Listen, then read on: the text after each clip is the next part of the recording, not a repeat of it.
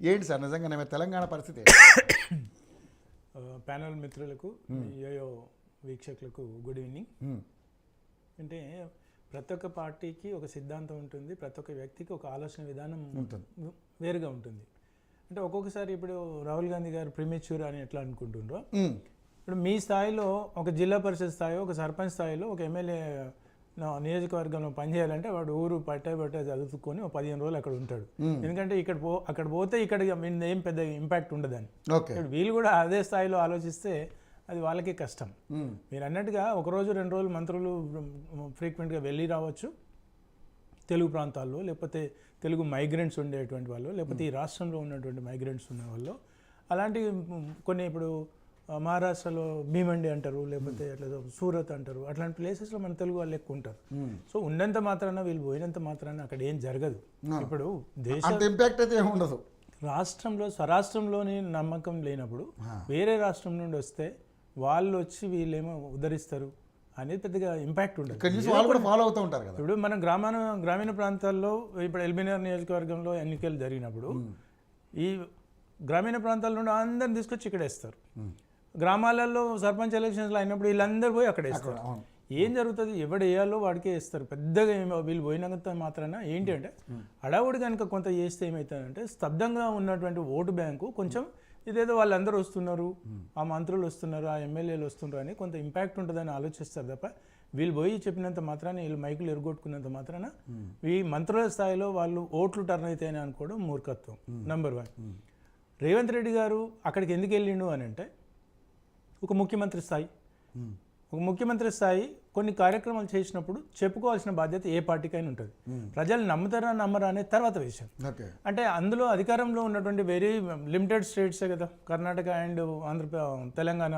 ఈ రాష్ట్రాల నుండి కూడా అంటే మేము మొన్న వచ్చినాము, ఈ రాష్ట్రంలో మేము అభివృద్ధి చెందినాం, ఈ రాష్ట్రాలలో పక్క రాష్ట్రాల్లో దక్షిణాది రాష్ట్రాల్లో మేము గతంలో లేకుండే, అట్లాంటి ఇది అధికారంలోకి వచ్చినాక మేము కొన్ని సంక్షేమ పథకాలు చెప్పినాం అంటారు. అయితే రేవంత్ రెడ్డి గారు ఏం చెప్తారు?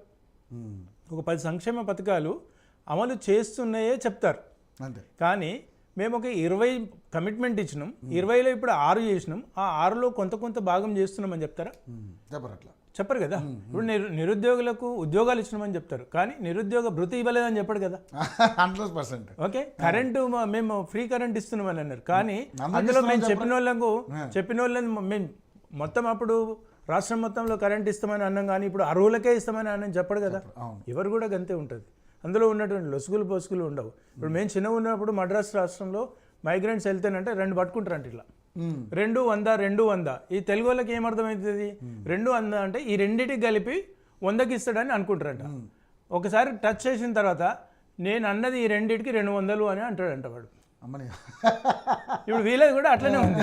200 అంటే 200లో ఇంత ఉందన్నమాట. అంటే వాడేమనుకుంటాడు, 2 పట్టుకుంటాడు, 200 అంటాడు.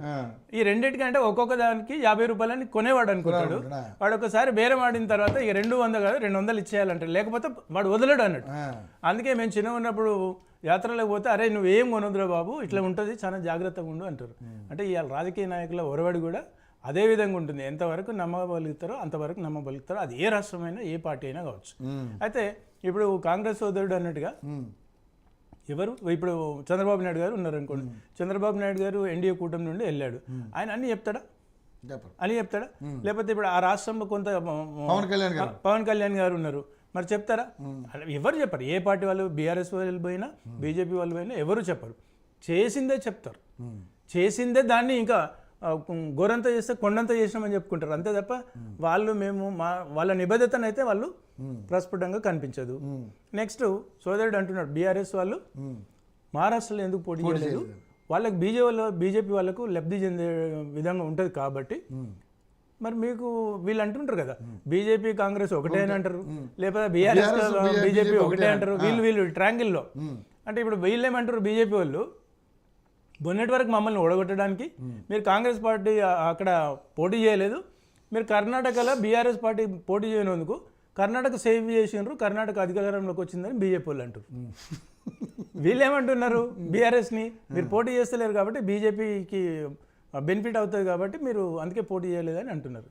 ఇవన్నీ దేంట్లో నిబద్ధత ఉంది అనేది మనం ఆలోచించాలి. అయితే ఏదేమైనప్పటికీ కూడా ఒక ముఖ్యమంత్రిగా రేవంత్ రెడ్డి గారు అక్కడికి వెళ్ళడం, ఒక జాతీయ పార్టీగా ప్రచారానికి వెళ్ళడం అది తప్పు కాదు.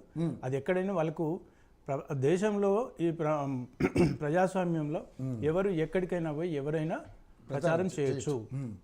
గతంలో బీజేపీ పార్టీ నుండి వీళ్ళందరూ అనుకున్నారు, బీఆర్ఎస్ గతంలో ఎలక్షన్స్ శాసనసభ ఎన్నికలు కావచ్చు, పార్లమెంట్ ఎన్నికలు కావచ్చు, ఎంతోమంది కేంద్ర మంత్రులు కూడా వచ్చారు.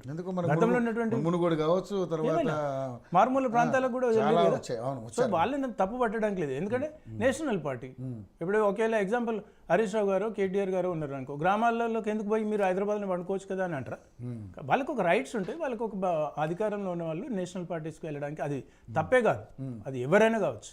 రేపు ఒకేలా కేసీఆర్ గారు నేషనల్ పార్టీ కనుక కేసీఆర్ గారు వెళ్ళేటోడు కదా, వెళ్ళలేదా? అందరు వెళ్తారు. దానికి ఏదో మొత్తం అక్కడ పోగానే ఇక మొత్తం ఆగిపోయింది, ప్రజాపాలన కుంటుపడిపోయింది, దానివల్లనే ఓకే. ఇప్పుడంటే మహారాష్ట్ర ఎలక్షన్స్ వచ్చిన వారం రోజులు పోయినరు, మరి మిగతా 9 నెలలు ఏమైంది? ఎగ్జామ్ ఉండి మాత్రం ఏం చేశారు ఇక్కడ? అంటే అది మీరన్నారండి, అంటే దాని వల్లనే పెద్దగా ఏదో నిన్నటి వరకు మొత్తం 1000 సంతకాలు పెట్టేది ఉండే, ఇక ఇప్పుడు 1,00,000 సంతకాలు క్యూమిలేటివ్ అయిపోయినాయి, పెండింగ్ అయిపోయినాయి అన్నట్టుగా చెప్తే కాదు. ఒక రాజకీయ పార్టీ నేపథ్యం, రాజకీయ పార్టీ అంటే ఇక్కడ పాయింట్ కూడా అదే సార్. అంటే ఇక్కడ పాలన పాత్ర వేసి అక్కడ జాతర ఏది ప్రచార జాతర చేస్తానని అంటున్నారు, కానీ ఇక్కడ ఏం సాధించారని అక్కడ చెప్పడానికి వెళ్ళారనే పాయింట్ ఇక్కడ. ఇప్పుడు అదే చెప్తున్నాను కదండి. మీరు కావాలంటే ఆడియో ప్లే చేసుకోండి. ఆడియో ఏం చేస్తారు? రేవంత్ రెడ్డి గారు, మేము 50,000 ఉద్యోగాలు ఇచ్చినాం, గత 10 సంవత్సరాల్లో బీఆర్ఎస్ పార్టీ ఇవ్వకపోతే ఇచ్చినాము, మేము మహిళలకు ఇప్పటికే 20 కోట్ల మంది జనాభా వాడుకున్నారు, మేము ఇంతమంది దీనివల్ల 2,000 కోట్లు ఆదా అయింది మహిళలకు, మేము ఇన్సూరెన్స్ ఇచ్చినాము అని చెప్పుకుంటారు. వాళ్ళు ఎందుకు చెప్పుకోరు? అదే ముందే నేను మీకు ఏం చెప్పాను, నిరుద్యోగ వృత్తి ఇవ్వమని చెప్పారు, సన్న బియ్యం ఏంటి బోనస్ ఇవ్వమని అంటారు, ఇవ్వలేదని చెప్పారు, రైతులకు ఇంకా రైతు బంధు మేము 2 స్కీములు ఆపినామని చెప్పారు. ఎందుకు చెప్తారండి? అవే చెప్తారు, ఏవైతే చేశారో అవే చెప్తారు. అప్పుడు వీళ్ళకి తెలివి ఉండాలి. కూడా చెప్తారంటే చెయ్యని ఒకటండి. అంటే ఇప్పుడు ఒక్క నిమిషం,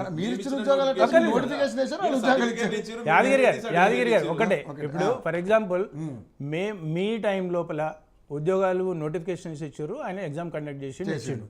అంటే ఇవాళ మీరు నడుస్తున్నటువంటి, మీరు డ్రైవ్ చేస్తున్నటువంటి సిమెంట్ రోడ్ల కింద ఒకప్పుడు డాంబర్ రోడ్ వేసి, డాంబర్ రోడ్ కంటే ముందు మట్టి రోడ్ వేసిన, మరి ఒకప్పుడు కాంగ్రెస్ పార్టీ కదా. అంటే మేము మట్టి రోడ్ వేసినాం కాబట్టి మీరు సిమెంట్ రోడ్ వేసినాం అంటే మరి వాళ్ళు అంటారు మేము వేసిందే మట్టి రోడ్ మేము వై అని అంటారు. అది కాదు కదా, ఎవరు హయాంలో ఎవరు ఇచ్చారు అనేది ముఖ్యము. ఇప్పుడు గతంలో కాంగ్రెస్ పార్టీలో మెట్రో స్టార్ట్ చేసిండ్రు, ఇనాగరేషన్ ఎవరు చేసిర్రు? వీళ్ళు చేశారు. అప్పుడు చంద్రబాబు నాయుడు గారు ఓఆర్ఆర్ వాళ్ళు పెట్టినరు, ఇలా ఓఆర్ఆర్ ఎక్స్పాన్షన్ చేశారు. ఎవరి టైంలో ఎవరు టెన్యూర్లో వాళ్ళు ఉంటే వాళ్ళ శిలాపలకం ఉంటుంది. అది మేము చేసినామా మీరు చేసినామా అనేది తప్పు. ఎండ్ ఆఫ్ ద డే మనం మీ టర్మ్లో ఇవ్వాల్సుకుండే, మీ టర్మ్లో కనుక ఇచ్చేస్తే నిరుద్యోగులకు నిరుద్యోగ వృత్తి ఇచ్చి నిరుద్యోగులకు ఉద్యోగాలు ఇస్తే అసలు మీరు ఇవాళ వీళ్ళకి అవకాశమే లేకుండే. ఇప్పుడు మా టైం మేము నోటిఫికేషన్లు ఇచ్చినామని అనడం తప్పు. ఎందుకంటే ఇప్పుడు ఒక డ్యామ్ ఉంది, ఒక డ్యామ్ మీ టైంలో స్టార్ట్ చేసిండ్రు, ఇవాళ క్లోజ్ చేసిండ్రు అంటే ఇక శిలాపలకం ఇప్పుడు ఇనాగరేషన్ పోవద్దా? ఎగ్జాంపుల్ అంటే వాళ్ళు పెట్టుకుంటారు యాదగిరి గారు, ఇది తప్పు. అదే అంటే నేను న్యూట్రల్గా మాట్లాడతాను. ఎందుకంటే ప్రచారంలో ఎవరైనా ఒకటే. ఇప్పుడు మీరు ఒక నిరుద్యోగులకు, ఒక మహిళలకు, ఒక డ్వాక్రా మహిళలకు చంద్రబాబు నాయుడు గారు ఇవాళ మహిళా సంఘాలకు ఇచ్చారు. వాళ్ళు ఆర్థికంగా స్థితిగతులు మెరుగుపడే మాట వాస్తవం. దాని ద్వారా మీరు ఇంకా కొంచెం ఇంప్లిమెంట్ చేసారు, దట్ ఈజ్ అప్రిషియేట్. ఇప్పుడు వృద్ధులు ఉన్నారు, వృద్ధులకు అంతకుముందు 250 ఇచ్చారు, మీరు 2000 ఇచ్చారు. వాళ్ళ అంటే కాస్ట్ ఆఫ్ లివింగ్ పెరుగుతున్న దానికి ఇచ్చారు, మీరు ఎంత యాడ్ ఆన్ చేసిండ్రు, దానివల్ల ఎంత వాళ్ళకు వెసులుబాటు దొరికింది అనేది వాళ్ళు ప్రజలు గుర్తిస్తుంటారు. అంతేగాని మనమేం కొత్తగా సృష్టించేది ఉంటే ఏదని చెప్పుకోవచ్చు. Okay right. ఇక మీరు కాంగ్రెస్ నుంచి శామ్యూల్ గారు, కొన్ని వార్తలు చూసాం, అంటే త్వరలో ఈ ఒకటే సారీ అయితే ఇప్పుడు మీరు అంటున్నారు కదా అక్కడ పోయి ఏం చెప్తారు, అక్కడ పోయి ఏం చెప్తారు అంటే మరి వీళ్ళు కూడా పోవాలి. అక్కడైతే నేషనల్ పార్టీ బీజేపీ ఉంది, మరి వీళ్ళు కూడా తెలుగు రాష్ట్రాలకు అప్పుడు కొన్ని గ్రామ పంచాయతీ ఎలక్షన్లు అక్కడ మహారాష్ట్రలో జరిగితే కూడా వీళ్ళు నేను అప్పుడు వాళ్ళు కూడా పోయి వీళ్ళు మీడియా ఇక్కడ పెట్టమని చెప్పండి. వాళ్ళు అక్కడ పెడితే అక్కడ నేషనల్ పార్టీ మీలాంటి సోషల్ మీడియా ఉంటారు కదా, ఆయన క్లిప్పింగ్స్ పెట్టమనండి. 50,000 ఉద్యోగాలు ఇచ్చినాము, లేకపోతే రైతులకు ఫ్రీ కరెంట్ ఇచ్చినాం అనుకో, ఇంకో ఇంటర్వ్యూ చేసి మీరు 2 క్లిప్పింగ్లు పెట్టుకొని మీరు పబ్లిసిటీ చేసుకోండి. చేసుకోండి. ఎవరొద్దన్నారు సామ్యుల్ గారు? ఇక్కడ కొన్ని వార్తలు చూసాము, ఇక్కడ కొన్ని పథకాలకి త్వరలో ఫండ్ రిలీజ్ అవ్వబోతుంది అని కొన్ని వార్తాపత్రికల్లో కొన్ని ప్రచారం జరుగుతుంది. ఇది కూడా అంటే ప్రజల్ని మభ్యపెట్టే కార్యక్రమం నిజంగానే